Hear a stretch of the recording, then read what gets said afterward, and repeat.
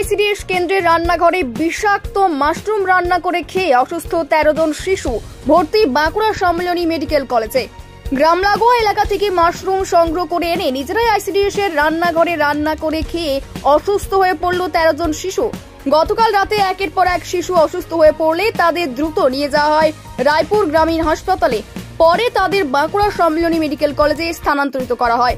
ঘটনা বাঁকুড়া রায়পুর ব্লকের মামুডা গ্রামের। স্থানীয় সূত্রে জানা গেছে, গতকাল আইসিডিএস কেন্দ্র ছুটির পর মামুডা গ্রামের একদল শিশু গ্রাম লাগোয়া এলাকায় মাশরুম সংগ্রহ করে নিয়ে যায় ওই আইসিডিএস কেন্দ্রে। সেখানে তারা নিজেরাই মাশরুম রান্না করে খায়। এরপর সকলেই নিজের নিজের বাড়িতে ফিরে যায়। পরে একের পর এক শিশু অসুস্থ হতে শুরু করে। বমি, পেট ব্যথা ও মাথা ঘোরা উপসর্গ শুরু হয় গ্রামের 13 জন শিশুর। ঘটনার খবর ছড়িয়ে পড়তে এলাকার অভিভাবকদের মধ্যে আতঙ্ক ছড়িয়ে পড়ে। তড়িঘড়ি অসুস্থ শিশুদের রায়পুর গ্রামীণ হাসপাতালে নিয়ে যাওয়া হয়। পরে তাদের শারীরিক অবস্থার অবনতি হলে তাদের বাঁকুড়া সম্মিলনী মেডিকেল কলেজে নিয়ে যাওয়া হয়। সেখানেই আপাতত চিকিৎসা চলছে ওই 13 জন শিশুর। প্রাথমিকভাবে অভিভাবকদের অনুমান, শিশুরা ঠিক মতো শনাক্ত করতে না পারায় মাঠ থেকে বিষাক্ত মাশরুম সংগ্রহ করে ফেলেছিল। লুকিয়ে সেই বিষাক্ত মাশরুমই রান্না করে খাওয়ার ফলেই এই বিষক্রিয়া ঘটেছে।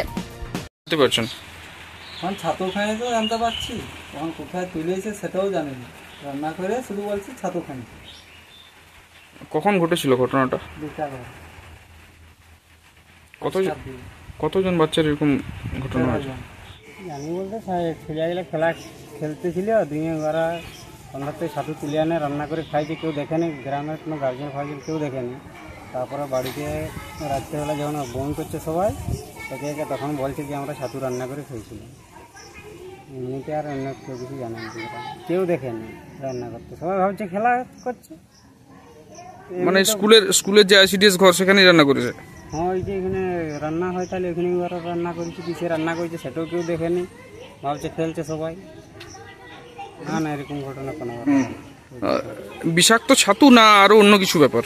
ছাতুটাই বলছে বিষাক্ত। ডাক্তারবাবু কালকে আমি গেছিলাম হসপিটাল পর্যন্ত, মানে আমার একটা ভাগ্নি আছে, তাহলে বলছে ছাতুটাই বিষাক্ত, অন্য কিছু প্রবলেম নেই। কর্তৃপক্ষের যে বাচ্চারা যে ঘটনাটা ঘটিয়েছে, এটা গার্জেনও তো সেরকম কিছু জানে না।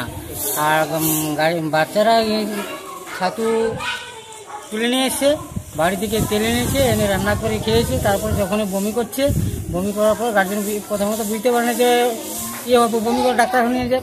প্রাথমিক যে আমাদের লোকালের যে ডাক্তার আছে সে তাদের এখানে চিকিৎসা করানো হয়, এবং তাতে তারা ওখান থেকে রেফার করে রায়পুর নিয়ে যাওয়া হয়। রায়পুর থেকে আবার রেফার করে বাঁকুড়া নিয়ে যাওয়া হয়।